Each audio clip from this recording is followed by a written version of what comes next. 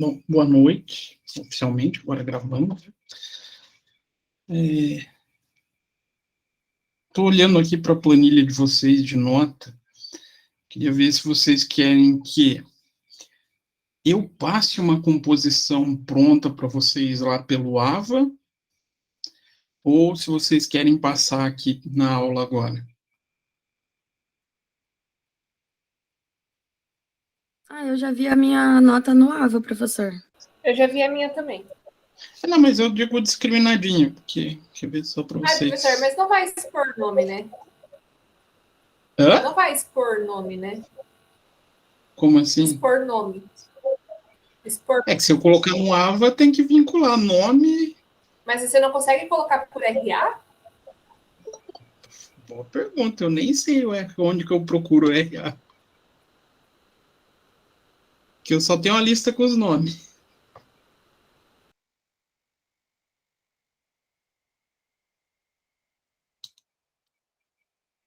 Bom, então não vou mostrar, depois a gente decide como é que eu faço para pôr no AVA.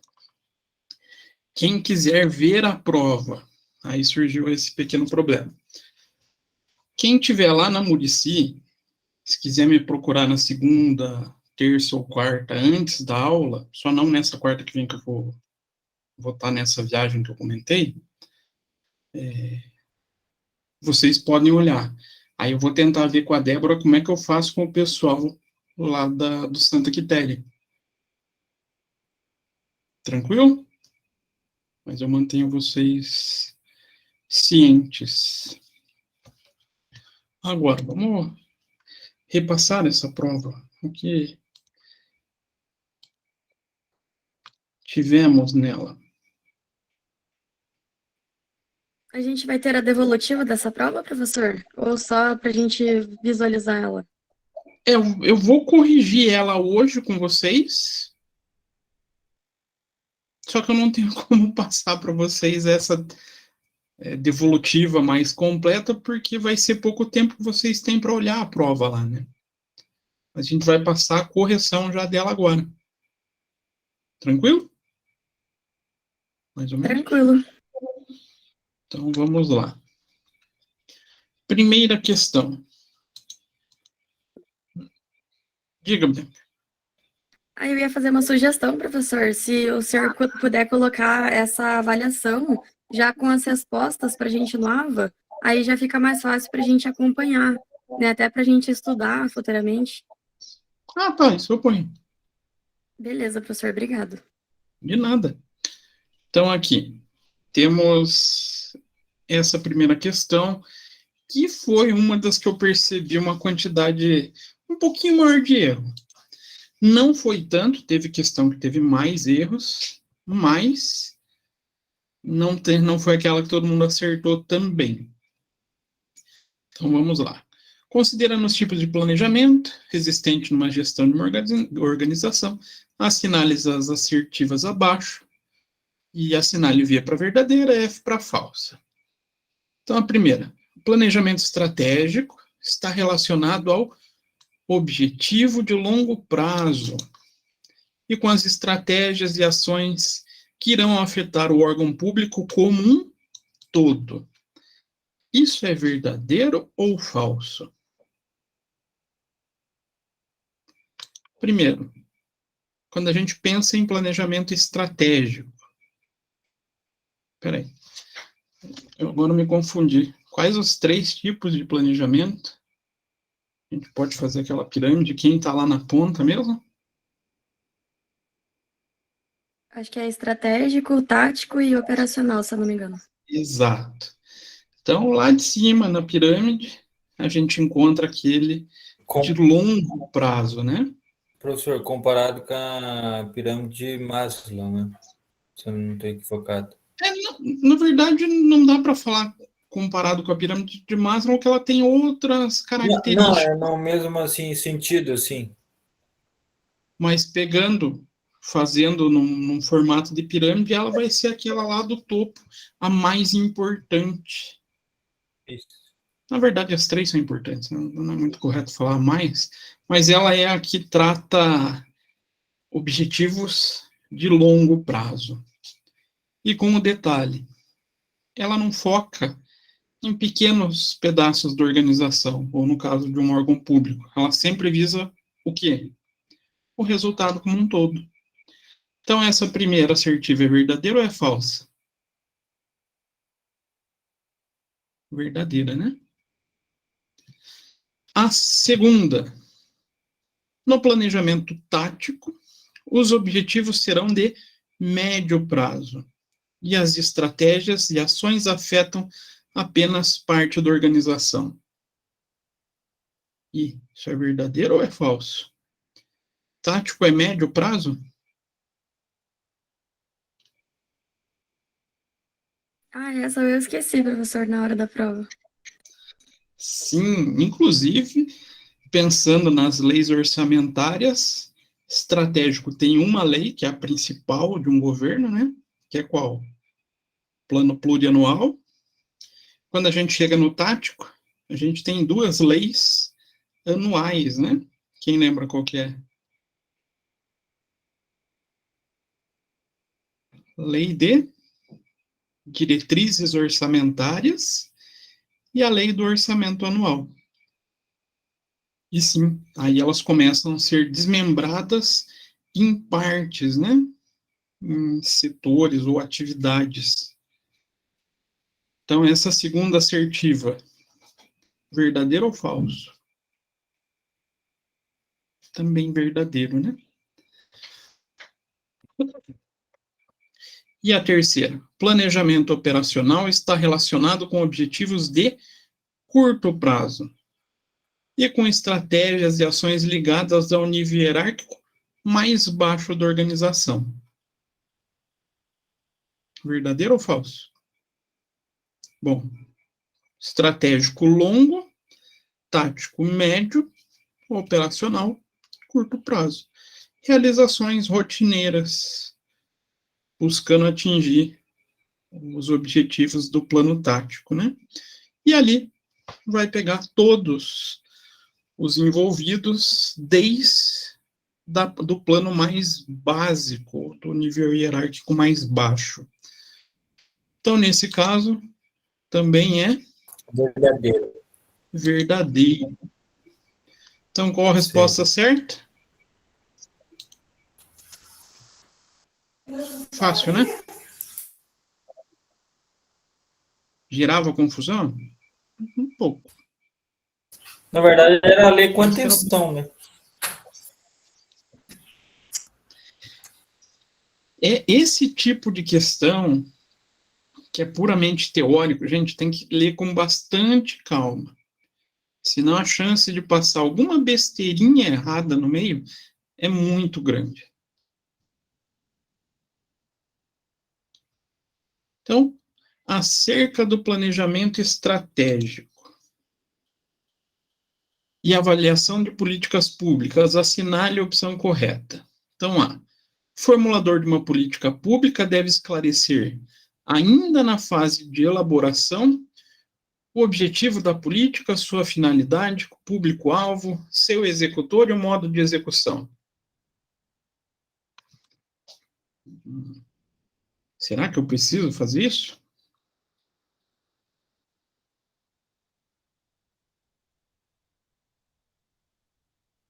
Isso vai tanto no plano plurianual, quanto depois também vai ser desmembrado lá na lei de diretriz orçamentária. Mas no plano plurianual vai exatamente esses pontos destacados. Acho que esse ponto, essa alternativa A, podia ser considerada certa. Vamos ver as próximas. Na administração pública, toda reflexão que preceda uma ação é considerada um planejamento propriamente dito. O que é essa ideia de toda reflexão que preceda uma ação? O que quer dizer esse item reflexão? Seria pensar antes de fazer algo? E será que todo pensamento se transforma em um planejamento efetivo? Às vezes não, acho que não. Falou às vezes ali, Bianca já mata a alternativa, né? Porque aqui ele fala toda. Isso até é uma dica para o pessoal que gosta de concurso. Sempre quando tiver questão, alternativa aqui que seja muito incisiva, toda, sempre, nenhuma, fiquem com o pé atrás. Desconfiem. Então, aqui está errado, tá? Atividades privativas podem ser consideradas políticas públicas, mesmo que não estejam apoiadas em decisão do governo. Atividade privativa pode ser considerada política pública? Também não, né? Uma política pública é uma diretriz elaborada para enfrentar qualquer tipo de problema, seja individual, seja da coletividade. E agora? Política pública pode ser pensada para o individual? Política pública. Não, né? Política pública é pensamento coletivo.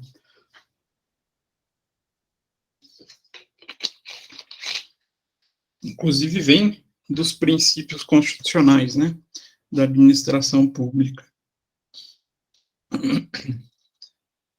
E o ciclo da política pública é composto, em sua totalidade, apenas pelas etapas sequenciais de identificação do problema, construção da agenda, tomada de decisão e avaliação. É isso? Não. Não? O que está faltando aqui, Wagner? Tem alguém aqui nesse meio, né? Adianta política pública sem execução? Não. Então, planejamento e execução bem feita, certo? Exatamente, Wagner. Então, a resposta aqui é a letra A. Dúvidas? Essa daqui eu até peguei uma questão que eu coloquei nas questões de frequência. Então, sobre o plano plurianual, está correto o que se dizem. Tem prazo de 5 anos. Precisa continuar a ler aqui? Não. Essa aí eu bati o olho e já sabia qual que é. 5 anos, esquece. Tem prazo de 4 anos. Opa. E é responsável por apontar diretrizes, objetivos e metas para a administração pública. E agora? É responsável por isso? Apontar diretrizes, objetivos e metas? Pense no planejamento estratégico. Aonde o meu governo quer chegar? Para poder chegar nesse local, nesse atendimento, nesse projeto de governo, tenho que falar quais as diretrizes, objetivos e metas a serem alcançadas. Então, marquei lá em cima. Essa é a resposta certa. C. Tem prazo anual. Preciso continuar a ler? Não. Não, né? Quem tem prazo anual é Lei de Diretriz Orçamentária e Lei de Orçamento Anual. É responsável por estabelecer parâmetros necessários à alocação dos recursos no orçamento anual, estimando receitas e despesas para o exercício financeiro. Essa afirmativa, ela seria certa se eu estivesse falando da Lei de Diretriz Orçamentária. Como a gente está falando do plano plurianual, não é ela. E é responsável por orientar e elaborar os orçamentos fiscais de seguridade social, de investimento do poder público para o exercício financeiro. também estaria certa se... Opa, ali eu inverti. A de cima é a lei do orçamento anual e a de baixo aqui é a lei de diretriz orçamentária. Então, ali ela traz o complemento das duas legislações orçamentárias, né? A 4. 4 tá uma facinha, né? O que a gente precisa lembrar mesmo?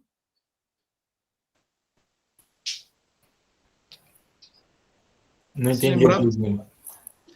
Para lembrar dos princípios, só Do lembrar da LIMP. palavrinha LIMP, né? Lembrou do LIMP, já ia achar alguém estranho aqui, né? Princípio da moralidade, tá certo? Tá. Princípio da impessoalidade, tá certo? Princípio da unidade. Professor, eu não lembro. Tá no LIMP? Não tá, né? Não tem princípio de unidade. Então, a errada é a C. E princípio da publicidade é a certa. Também está certa, né? Não é que é a certa. Essa a maioria acertou. A 5 e a 6 que eu vi o pessoal dava uma escorregadinha. Às vezes lia por um trechinho. Essa aí eu errei. Tá. Então vamos lá. Segundo os princípios da administração pública, é incorreto afirmar. O princípio da impessoalidade decorre do fato de que os atos e provimentos administrativos realizados são imputáveis ao agente público que os praticou. Isso é impessoalidade? Não, o professor colocou lá no material, né, que tinha sobre cada um. Impessoalidade é o quê? É você não distinguir a pessoa. Tratar todos de modo igual. Então não tem nada a ver com responsabilização do agente público. Estava aqui de cara.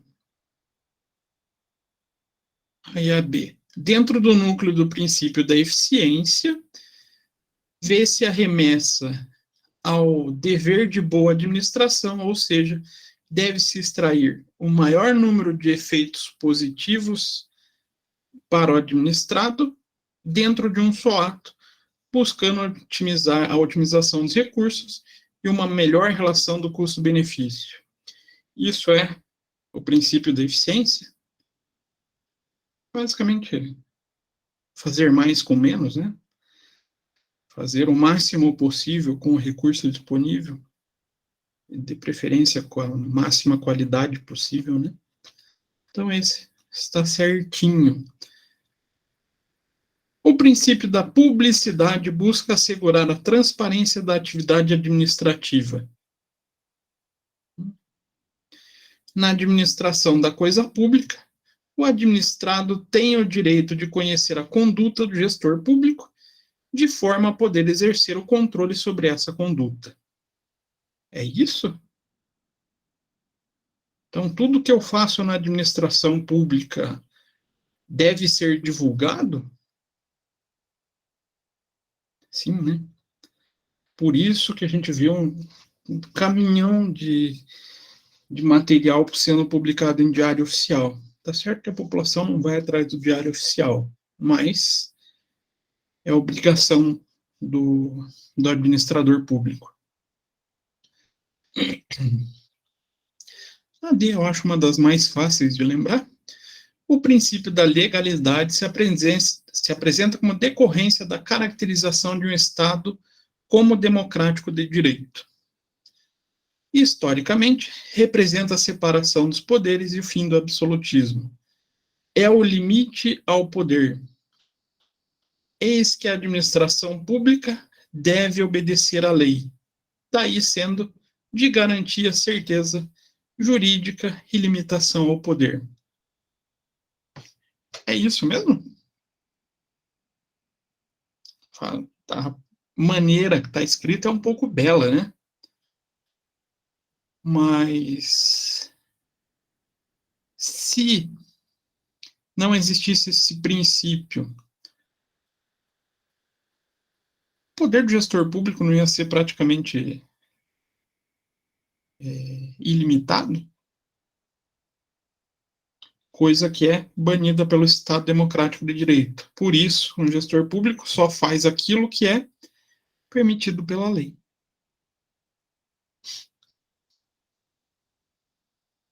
E aqui o princípio mais controverso na política brasileira, né? A moralidade administrativa se caracteriza como um cabedal de princípios éticos extraídos do direito positivo que devem presidir a atividade administrativa. A moralidade é baseada nesses princípios éticos extraídos do direito? Sim? Não? Talvez? É, né? Esses princípios são concernentes à boa administração e à boa função administrativa. É conceito jurídico idêntico ao conjunto de valores e informado das regras e princípios administrativos. Então, também está correto. Aí a 6, o que eu inverti em relação a 5, eu pedi a correta.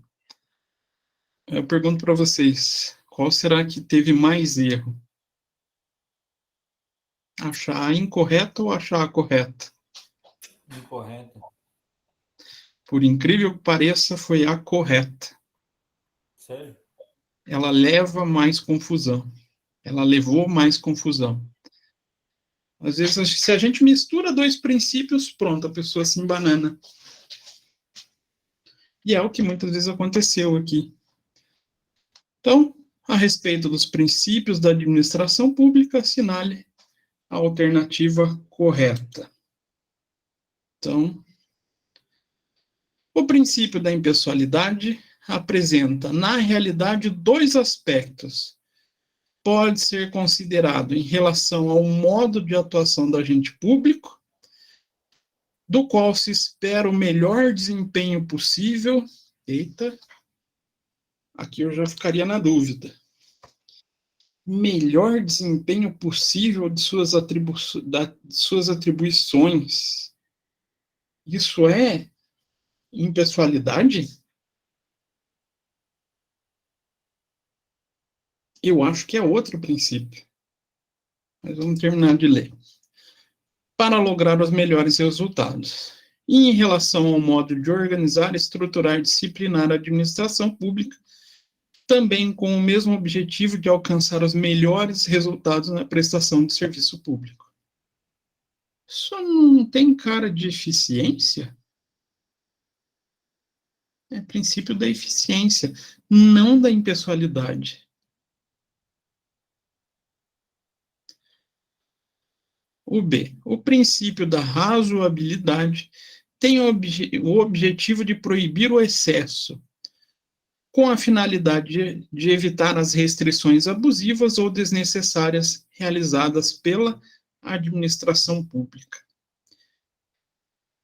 Essa é uma atuação razoável? Um gestor público que não haja com excesso, restrições abusivas? Isso é uma ideia de razoabilidade, será? Algo me aparenta que pode ser essa, mas vamos ver se as outras não estão com problema. O princípio da moralidade, que é uma das principais garantias dos direitos individuais, remete ao fato que a administração pública só pode fazer aquilo que a lei permite. Ou seja, só pode ser exercício em conformidade com o que é apontado na lei. Esse princípio ganha tanta relevância pelo fato de não proteger o cidadão de vários abusos emanados dos agentes do poder público. O administrador público só pode fazer o que a lei permite. Isso é moralidade? É legalidade esse, não é? Esse é da lei.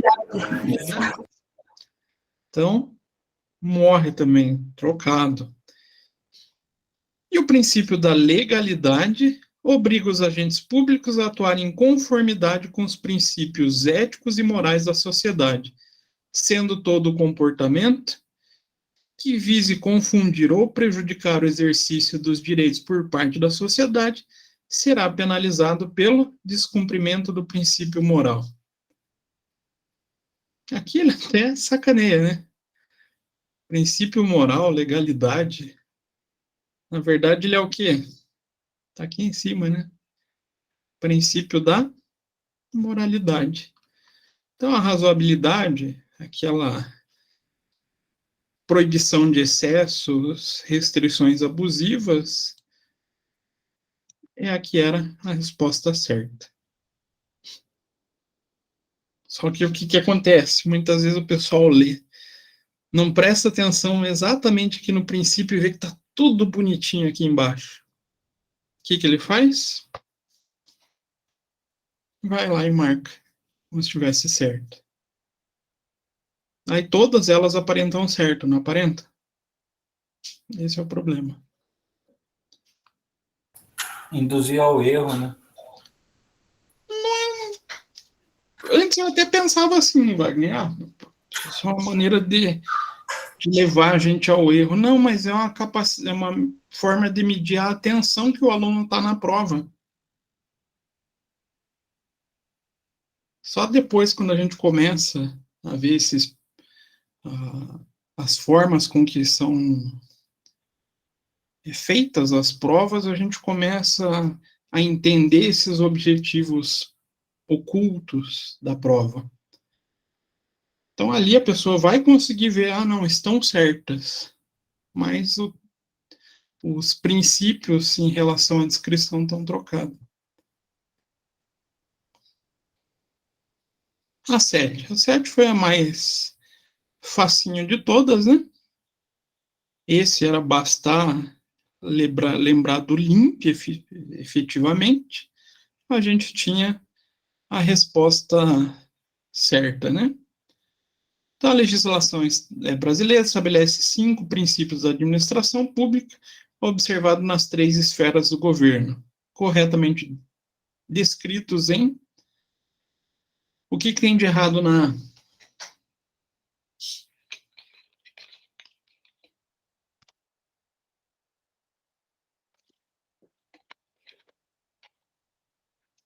Alguém achou? Ilegalidade? Ilegalidade e pessoalidade, né? Aqui tem que ser impessoalidade e legalidade. A B, pessoalidade. Essa daqui foi quase, foi por pouco. A C, ilegalidade. Impessoalidade está certo. Imoralidade. Aí até a gente pode pensar, puxa, isso é o governo, a política nos dias de hoje. Não, mas não podemos pensar assim. Não tem princípio da ilegalidade nem da imoralidade. Então, restava quem? Legalidade, impessoalidade, moralidade, publicidade e eficiência. O LIMP. Essa questão me deu uma certa preocupação no dia da prova, porque faltou um dito de um enter na hora de digitar. O que aconteceu? Vamos ver se consigo. Tem como trocar aqui, vamos riscar. Essa parte aqui era uma linha aqui embaixo. E não junto com a monarquia. Então, é possível classificar as formas de governo em puras e impuras.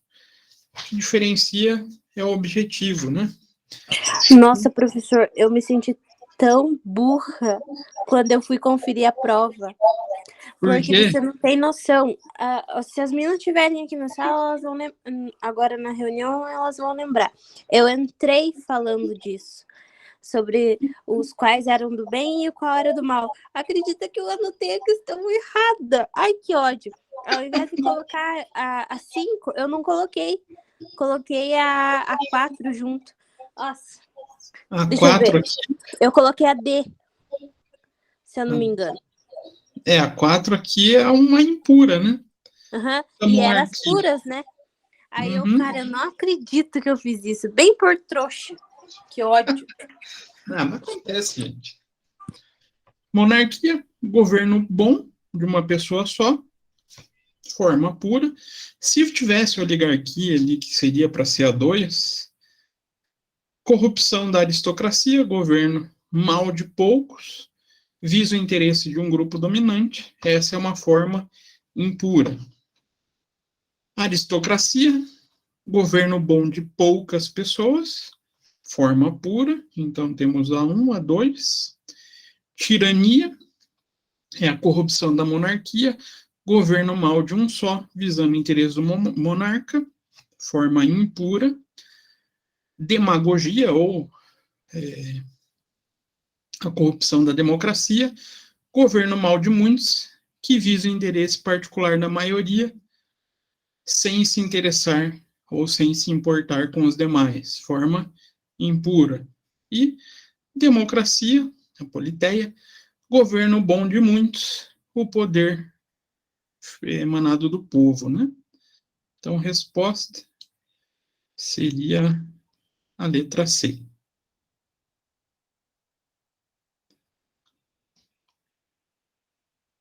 Esse daqui teve até uma quantidade grande de erro que eu fiquei um pouquinho chateado, que eu frisei na revisão ainda. Então, dos princípios básicos da teoria dos 3 poderes, é que um pode limitar o poder do outro. Esse é o efeito moderador dos poderes, né?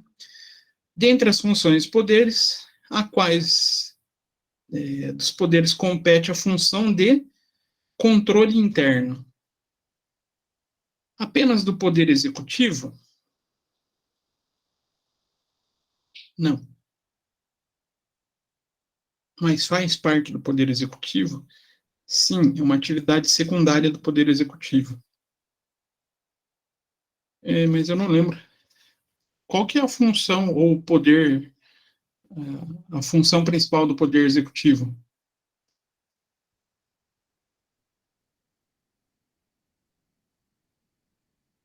É a administração pública, né? É o administrar. Do poder legislativo, qual que é a função principal? Criar leis. Criar leis, legislar. Então, apenas do poder legislativo? Não, mas é uma atividade secundária também. Primária, criar leis. E do poder judiciário?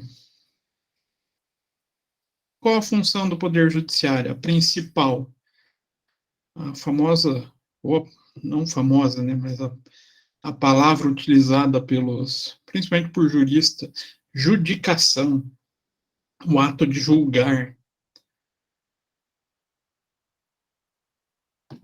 Mas então ele não tem controle interno? Tem, como secundária.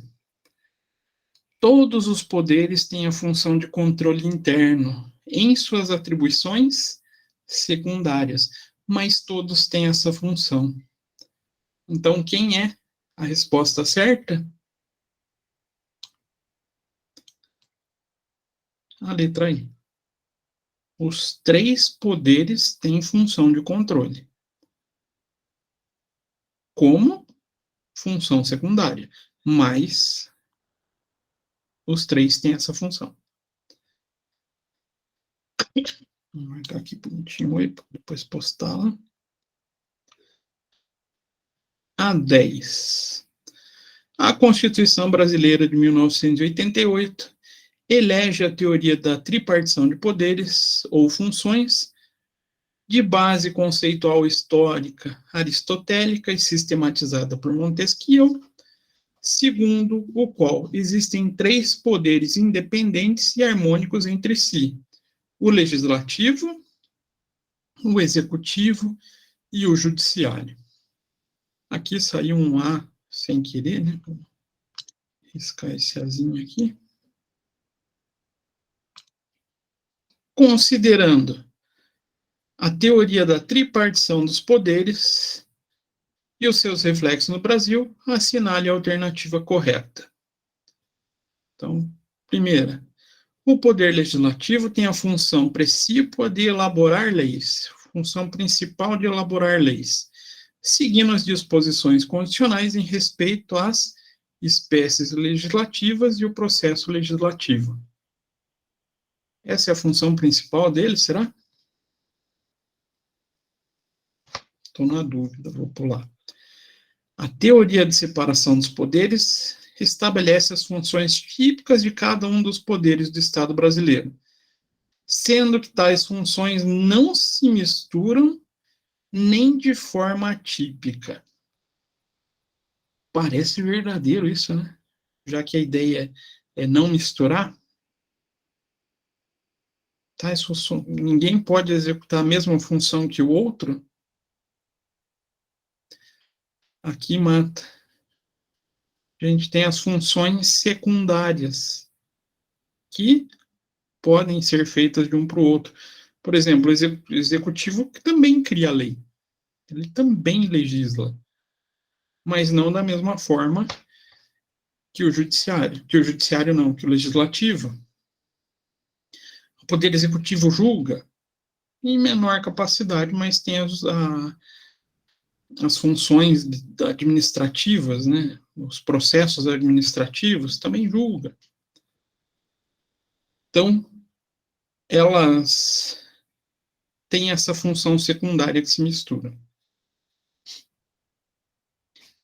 A forma de Estado adotada pelo Brasil é republicana, em que há participação direta no povo do governo, através do princípio da soberania popular.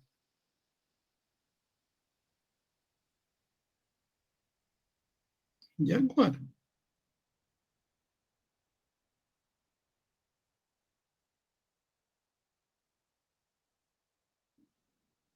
Esse trechinho aqui me deixou em dúvida. Em que há participação direta do povo no governo. É direta? Não, né?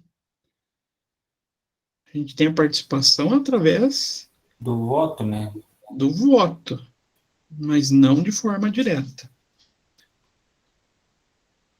Bom se valesse a soberania popular, né? Se o povo quisesse, acho que a gente teria muita coisa melhor no Estado. E as interferências de um poder sobre o outro são proibidas pela Constituição Federal de 1988. Por exemplo, a impossibilidade de veto do Poder Executivo a projetos de lei do Poder Legislativo. Isso daqui até ficava um pouquinho mais fácil para quem tem acompanhado esses últimos anos, anos não, né? Esses últimos meses na política. Sai lei, aí de repente um veta, aí eu volto para o Congresso, aí derrubo o veto. Isso mostra que existe até uma forma legal de interferência ou de controle, né? Não vamos falar interferência, que daí fica pesado. De controle de um poder sobre o outro. Então... Na verdade, professor, eu acho que é um conflito de interesse, né? também. Ali a ideia era coibir os excessos. Só que, infelizmente, no Brasil as coisas não funcionam também assim, né? Então, esses vetos e derrubadas de vetos têm a parte política, né? Não é nem política, politicagem por trás. Então, aqui, essa impossibilidade do veto, essa interferência isso deixa ela incorreta. Ela realmente existe uma forma de controle, e uma das formas é até o veto. Então, a resposta correta aqui é letra B. O legislativo tem função principal de elaboração de leis, seguindo as disposições constitucionais a respeito de espécies legislativas e o processo legislativo, inclusive para a forma de votação dessas leis, né? Tem todo um regramento para aprovação.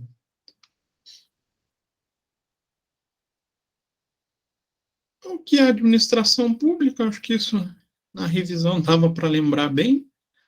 Tentei ser bem, vamos falar assim,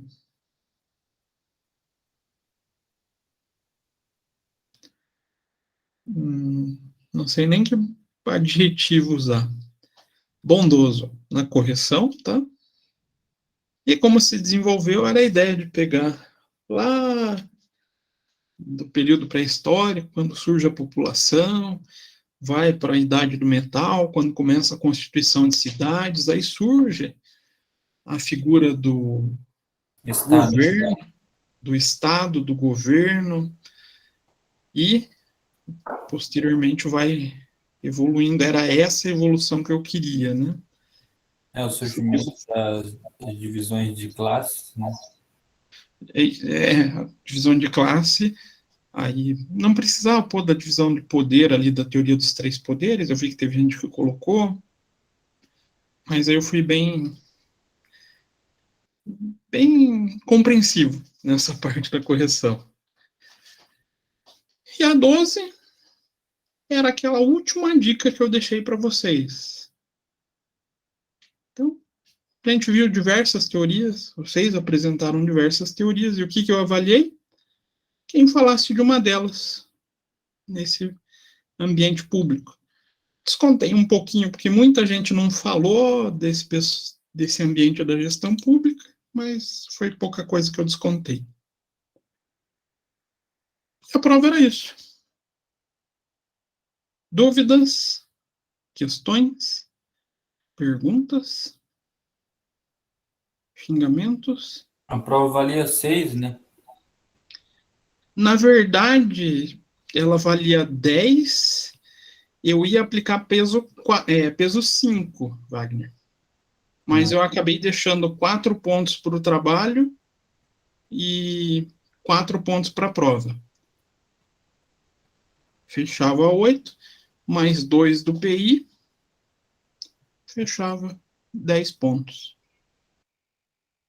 Esse 4 pontos era dos 2 trabalhos, professor? Dos 2 trabalhos. Entendi. Então, acho que teve... Do primeiro trabalho que teve o problema maior, teve 2 ou 3 que não entregaram. Mas mesmo assim, acho que dá para ter um segundo bimestre tranquilo. A maioria foi com uma nota bem tranquila para fechar o ano. A prova, assim, professor, pelo menos na minha opinião, né? A prova, ela estava tranquila. Era mais, eu acho que, interpretação de texto. Tava muito do que o professor falava na aula. E eu sofro para fazer interpretação de texto, então eu estou falando isso porque eu realmente não sei muito disso. Mas lembrando das aulas, assim, e até essa última questão aí que o professor falou, eu lembro de ter fugido, sim, de ser voltada à gestão pública, né? Eu deixei mais ali pelo que eu entendia do tema. A maioria foi nesse segmento, escreveu ali bem sucinto a teoria, mas não jogou para a área pública. Mas a interpretação, gente, é uma coisa que vem pegando muito. Não só vocês, todos os alunos. E em todas as provas, professor. Porque, veja, aquela ali dos 5, né, que era imoralidade, impessoalidade, já tinha resposta na outra questão.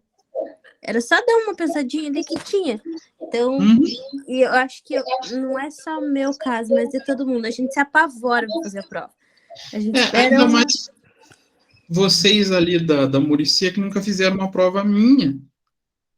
Mas eu não lembro quem do Santa Quitéria falou. Ah, professor, eu já. Como o pessoal lá já teve mais aula comigo, eles já sabiam que às vezes encontra a resposta minha de uma questão em outra. Então, Sim, acho que foi você, não foi, Wagner? eu já falei isso. Então, gente, não tenham pressa para fazer minhas provas. Façam com calma, leiam. Leiam uma segunda vez para começar a responder. E muitas vezes, numa questão vai ter resposta de outra. É o que a Amanda falou ali, né? Essa daqui, 5. a 5, a 5 dá. Na verdade, se for uma vai tirando da outra, você consegue montar as respostas. Então, essa é uma característica das minhas avaliações, tá? Eu sempre acabo montando desse jeito.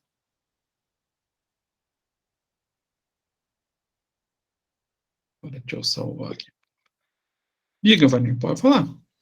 Professor, eu vou sair da aula, porque eu vou deitar, que amanhã eu tenho que entrar bem cedo no serviço. Depois eu vejo o final da gravação, beleza? Uhum. Tranquilo. Valeu, obrigado.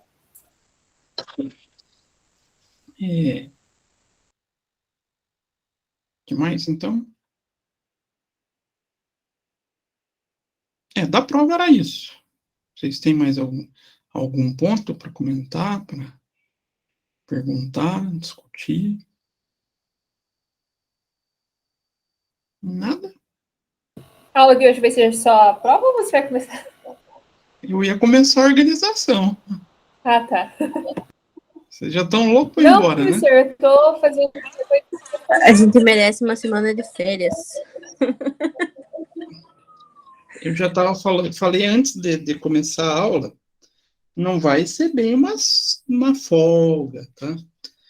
Mas semana que vem eu não vou poder dar aula para vocês. Eu vou deixar adiantado. E o que eu vou fazer? Eu vou montar um trabalho bem light, já para começar a compor as notas do segundo bimestre, para vocês realizarem no horário da aula. Mas uma coisinha bem tranquilinha. Ali um texto, assim, umas 60 páginas, umas 40 questões, e só isso. Ô, de boa! Não, mas vou montar uma coisa bem tranquilinha para vocês poderem ficar tranquilo. Aí vocês vão ter uma semana de folga, ó, que beleza. Então podemos continuar, né? Então, vamos lá.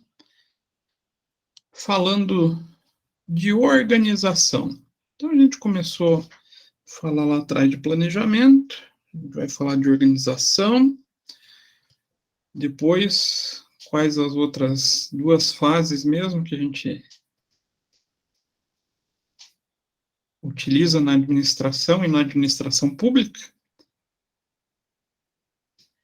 e execução, né, e controle. Então, a organização, peguei mais a estrutura que gera dúvidas, que são mais, vamos falar assim, ocultas dentro do ambiente público. Por que, professor? Não entendi. Aqui a gente vai começar a falar de administração pública direta, indireta, centralizada e descentralizada. A direta eu nem coloquei no material. Mas o que é uma administração pública direta? O que vocês enxergam como uma administração pública direta?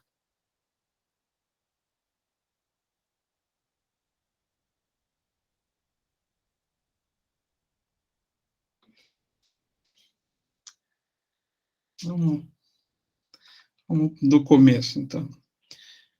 O Estado, para poder atender aquelas finalidades desenhadas lá no planejamento, vai ter que se organizar, né? Lembrando aqui, pensando no Estado como um todo, não só um governo, tá? Então, ou seja, é necessária uma estrutura que vá atender essas finalidades.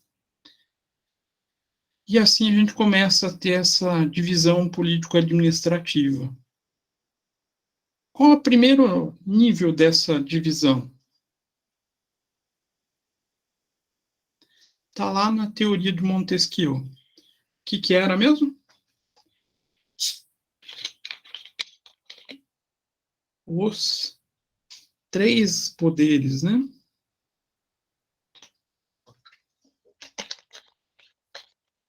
Onde a gente tem um desses poderes sendo o primeiro nível da administração, e já sendo considerado uma administração direta.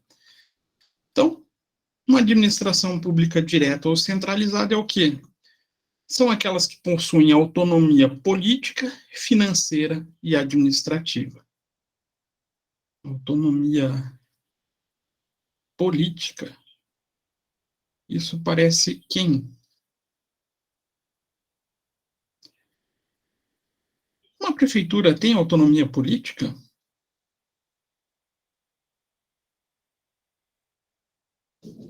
Ou um estado? Ou a própria União? Sim. Autonomia financeira? Também. E também autonomia administrativa. Então, a gente começa a ver essa figura da administração pública direta como esse pilar da administração, né? Então, são realizadas diretamente pela estrutura do governo.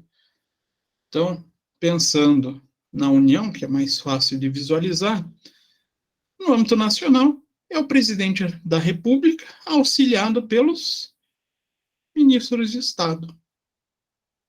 A estrutura do governo federal, pensando executivo, tá? Então, conforme lá o artigo 76. No Estado, cadê meu marca-texto?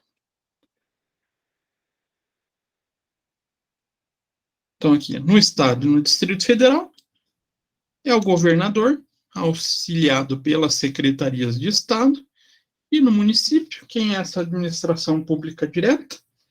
Prefeito, auxiliado pelas secretarias municipais.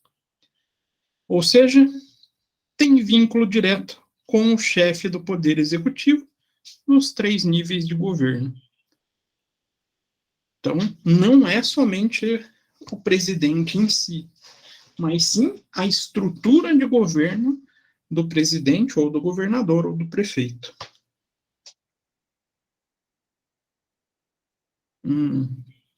Então, se a gente pensar assim,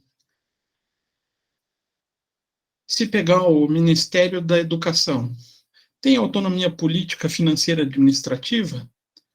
Tem. Dentro de um regramento legal, mas tem. Ou um secretário de saúde tem a sua autonomia política, financeira e administrativa? Sim, tem. E essa é a principal diferenciação da administração pública indireta. Então, na administração pública indireta ou descentralizada, ocorre quando há uma lei em que a administração direta delega suas competências a outras pessoas jurídicas. Como assim, professor? Pode o governo delegar competência a outra pessoa jurídica? Será que pode?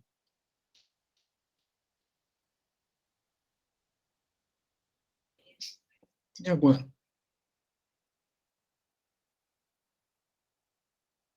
Vamos pensar em saúde. Será que eu, lá, secretário de saúde do Estado, preciso ter o meu hospital para a saúde funcionar? ou eu posso terceirizar? Posso. Até dos grandes problemas que está nesse piso salarial dos enfermeiros é justamente esses indiretos. Essas fundações, autarquias que recebem para executar essas atividades públicas. Então, essas pessoas jurídicas da administração pública indireta, eles têm autonomia financeira e administrativa. Política, não. Política depende da administração direta. As diretrizes definidas pela administração direta serão seguidas por essa administração pública indireta. Então, estando sempre vinculadas ao órgão de Estado que as criou. São aquelas que a administração direta institui ou autoriza a criação para execução de serviços públicos ou do interesse público. Porque até eu peguei a saúde como exemplo.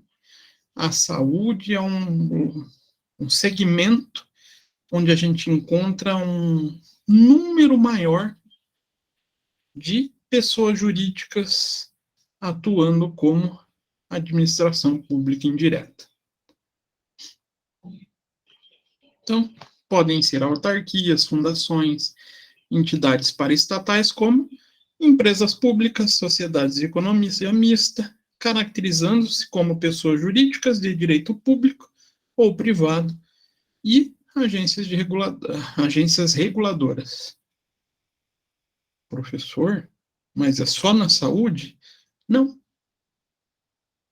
Na área financeira. Eu não entendi, professor. Tem agente público da administração indireta no sistema financeiro nacional? O que vocês acham? O que vocês me dizem? Ou vocês já estão vendo? Se bem que esse horário é horário político, hein? Não dá para falar que não assisti novela. Dois super conhecidos. Caixa Econômica Federal, Banco do Brasil, são entidades que atuam como administração indireta. Eles têm total autonomia administrativo-financeira, mas seguem as políticas definidas pelo governo. Professor, qual outra área? E agora? Será que tem outra área? Será que não tem? A gente falou de saúde, financeiro. Será que infraestrutura tem? E agora? Empresas de direito público? Que nem é bem estrutura, mas se a gente pegar a Petrobras, ela é uma administração indireta? Sim.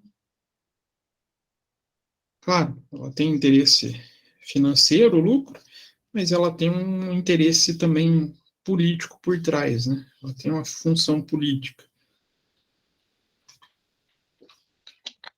definida pelo seu controlador. Ah, mas falando de estrutura, distribuição de energia elétrica, distribuição de saneamento básico, geralmente são empresas públicas, entidades da administração indireta, atuando para geração e fornecimento de energia elétrica, para geração, não, coleta e tratamento de água e esgoto. Então, a gente vai encontrar empresas atuando praticamente em todas as áreas do governo, algumas áreas mais, algumas áreas menos, igual eu falei, como administração pública indireta. Então, aqui dá para a gente ver bem essa diferenciação. Pensando aqui na figura do objetivo, o objetivo do serviço público, quando é feito somente pela administração direta, é o governo oferecendo algo relacionado a esse objetivo. Quando é feito com administração indireta é o governo utilizando uma entidade jurídica para atender esses objetivos. E agora, por que será que existe um e será que existe outro? Quer dizer, o direto é a base do governo, não tem como existir um governo sem administração pública direta. Mas por que os governos adotam a figura da administração pública indireta? O que vocês me dizem?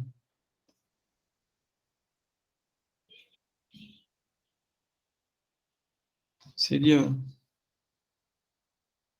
só por contratar um parente? Não pode, né? É nepotismo. Na verdade, é uma forma de qualificar o serviço público. Colocar alguém que eu digo, uma pessoa jurídica especializada em um assunto para executar o serviço público, não executar política pública.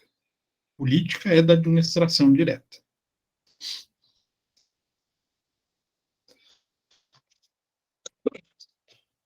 E também isso leva a pensar na figura de divisão de trabalho, né? Na especialização, já que a administração pública indireta é uma forma de buscar essa especialização. Então, o objetivo de uma organização é algo que os indivíduos não conseguem atingir sozinhos. Então, grupos de 2 ou mais pessoas trabalhando juntas de forma coordenada ou cooperativa podem realizar mais do que uma pessoa faria de modo isolado. Chamada sinergia, né? O alicerce de uma organização é a divisão de trabalho. Então, o princípio que estabelece que divide o trabalho em seus componentes e designá-los aos membros de um grupo permite realizar mais do que cada uma pessoa tentasse realizar sozinha. Pensem, só o governo tentando fazer todas as políticas de saúde, todas as políticas de infraestrutura, educação, tudo os serviços públicos. Será que seria bem feito? Não, né? Por isso a gente começa a ter uma segregação. Ministérios, governo do estado e prefeituras, secretarias. E, conforme ainda eu quero aperfeiçoar mais, trazer uma especialização maior, posso partir para a administração pública indireta. Então, para ter sucesso, a divisão do trabalho exige especialização, pelo qual os empregados ou administradores executam as atividades em que são mais qualificados e competentes. Então, não adianta, pensando ainda como administração pública direta, eu buscar montar estruturas ministeriais especificamente com políticos, que isso não dá certo, e também, infelizmente, especificamente com servidores técnicos também não dá certo, porque, infelizmente, existe a política entre os poderes. Então, existe uma necessidade de equilíbrio e distribuição de atividades entre pessoas específicas de acordo com sua qualificação. Então, para poder criar um processo, a gente pode trazer 5 passos para essa organização. Então, primeiro, elaborar os detalhes de todo o trabalho que precisa ser feito para atingir o objetivo da organização. O que eu quero como ente público? Vou buscar lá no meu plano plurianual, vou buscar lá na minha lei de diretrizes orçamentárias, para entender quem são as pessoas que eu preciso. Quais as especializações? Dividir todo o trabalho em atividades que possam, lógica e comodamente, ser executadas por uma pessoa ou por um grupo. Por isso a gente vê criação ou extinção de ministérios, criação e extinção de secretarias, tudo de acordo com esse primeiro passo que a gente fez. Então eu quero trabalhar uma política industrial muito forte, desenvolvimento industrial, comercial, de serviços muito forte. Puxa, na minha estrutura não tem uma secretaria de indústria e comércio. Será que seria interessante eu criar? Buscar alguém especializado nesse assunto, desenvolvimento industrial para gerir essa secretaria? Começa a trazer uma estrutura organizacional e de pessoas para melhor execução desse trabalho. Terceiro passo, combinar o trabalho dos membros de uma organização de maneira lógica e eficiente. À medida que uma empresa vai aumentando de tamanho e contratando mais empregados, vai sendo necessário agrupar pessoas com tarefas relacionadas, criando novas estruturas departamentais.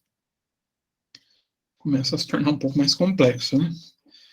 Então, o quarto passo, criar um mecanismo de coordenação do trabalho de todos os membros em um todo unificado e harmonioso. Para mim, visto como já gestor de empresa, não gestor da empresa como um todo, né, mas de setores, de multinacionais, para mim esse é o passo mais difícil.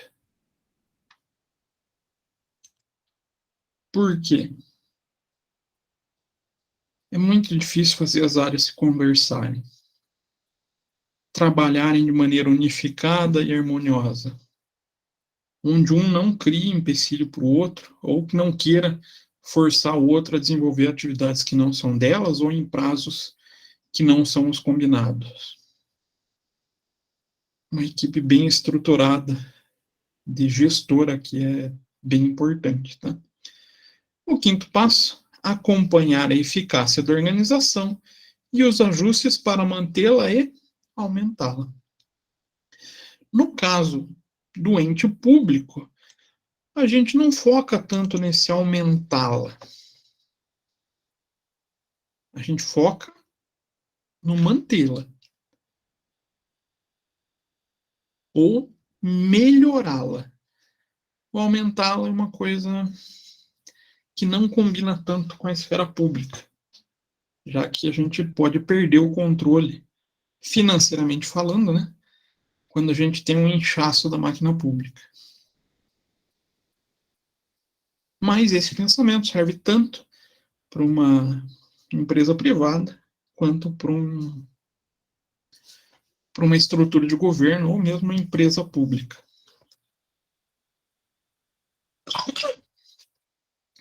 Então, pensando nesse desenho da organização, a gente traz os tipos de organização, os 3 principais tipos de organização. Então, o desenho organizacional é a forma com que a empresa monta a sua estrutura para atingir os seus objetivos propostos. Os tipos mais comuns são organização em linha, funcionais e as linhas assessoria, ou chamada staffs, né? Então, o que é cada um? Organização em linha. Quando há uma única linha de autoridade e a responsabilidade entre superior e subordinado.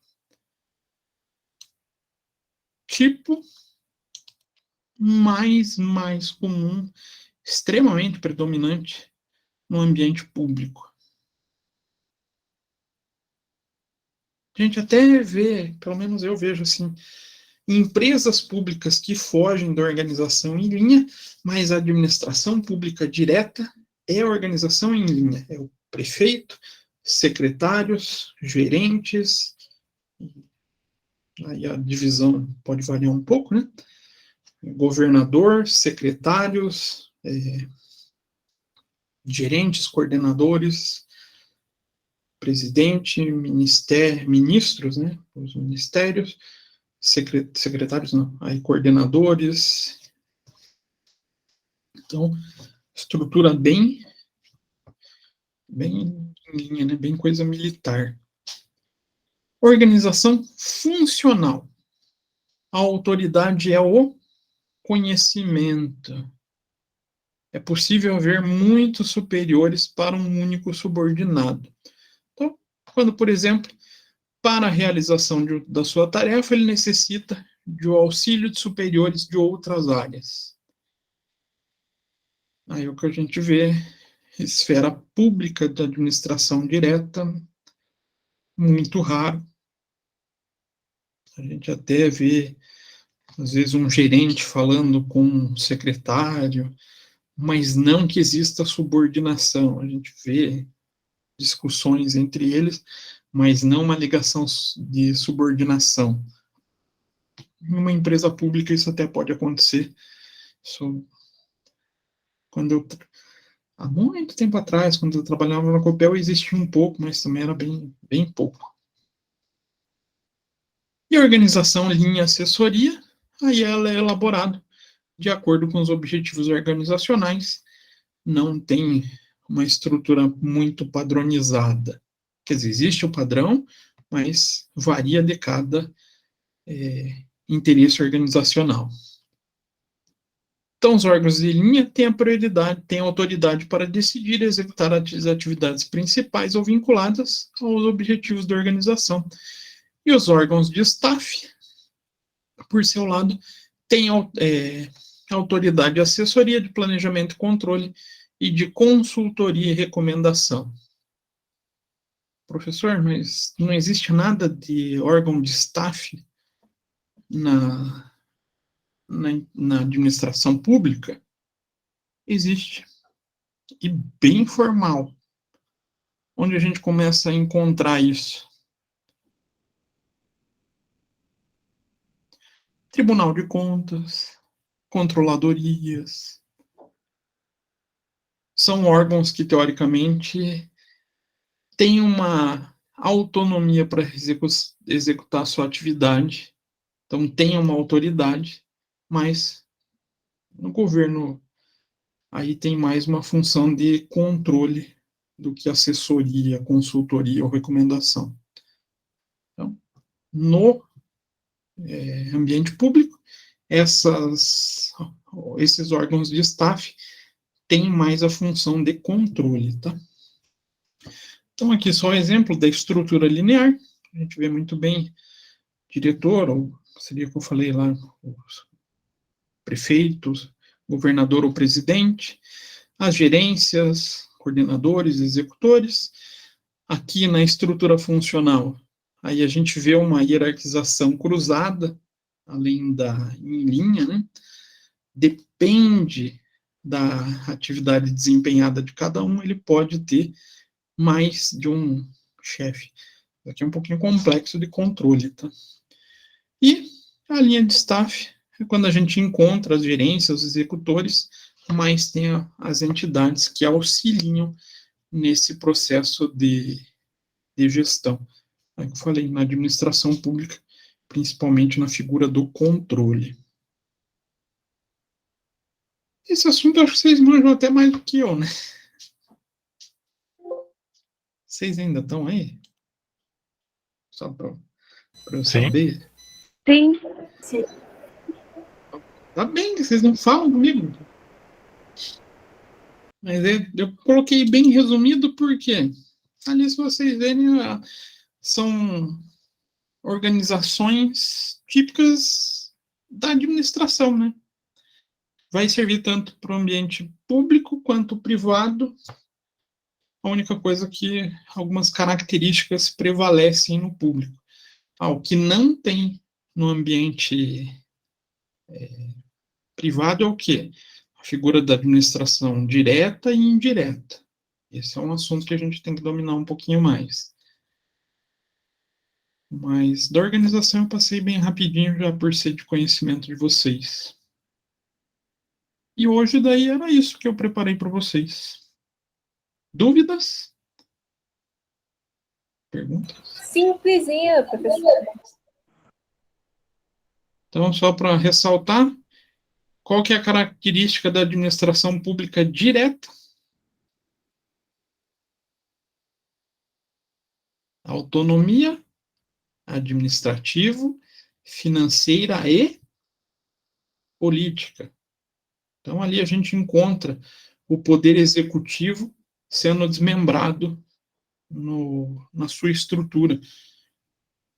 Presidência, ministérios, governador, secretarias, prefeito e secretarias. E administração pública indireta, qual que é a característica? E quando que ocorre?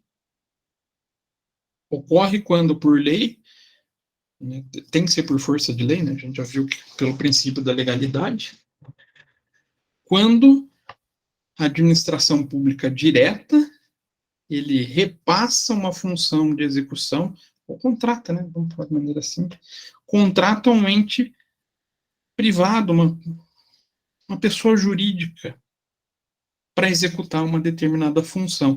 E essa pessoa jurídica, ela só tem duas autonomias, ela não tem uma.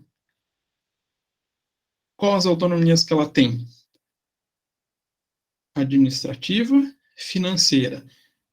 Autonomia política vem da administração direta. Ela só executa. Tranquilo? Só para relembrar esse principal ponto. A diferença está na autoridade, na autoridade. Eu acabei de falar a palavra e esqueci. Velho é uma bosta, né? Autonomia. Na autonomia política. Isso é a principal diferença. Beleza, gente? Sim. Vocês já estão loucos para falar beleza, professor? Tá tudo certo, tchau. Né? Ô, professor, e como que é decidido se vai ser direto ou se vai ser indireto? O direto, ele sempre vai existir. A execução da política pública é função da direta. Mas, aí, por uma questão de decisão política, é reunião, é discussão entre... Aí vai depender de cada setor, né? Mas vamos pensar na prefeitura. Entre vereadores e o poder executivo, de repassar essa execução para uma administração indireta. Tem decisão que pode ser revertida, isso vai mudando.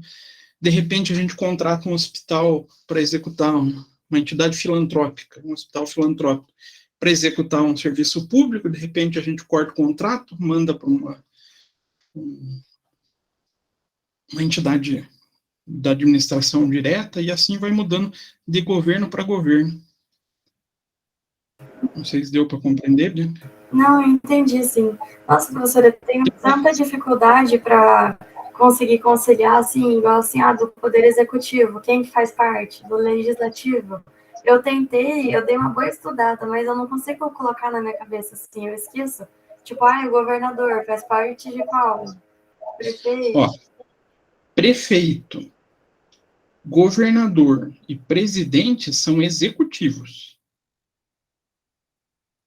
Aqueles que a gente vota e geralmente não lembra são o legislativo. Então, é o quem? Os vereadores na Câmara de Vereador. Quem mais que a gente vota e não lembra? A gente votou agora. Os deputados estaduais, deputados federais e senadores são do poder legislativo. E daí o quem a gente não tem poder de escolher é o judiciário, os tribunais de justiça. Eu tento decorar, assim, tento aprender, mas eu sempre acabo esquecendo. Não, tem que tentar pensar na estrutura. Quem que faz? Quem que realmente a gente reclama que não está fazendo? Pode ver que o executivo é aquele que a gente mais reclama. E quem a gente lembra, né? Mais prefeito, assim, né? Prefeito, governador e presidente. Sim. É deles que a gente reclama, não é? O legislativo a gente muitas vezes nem lembra. Só ver. Quem vocês votaram para vereador? Se vocês fizerem essa pergunta, a maioria da população não vai lembrar. Não vai. Foi agora, no começo do mês, se vocês perguntarem a quem que votou para deputado estadual, tem gente que não vai lembrar. Pode ter certeza, mesmo depois de 1 semana e meia depois.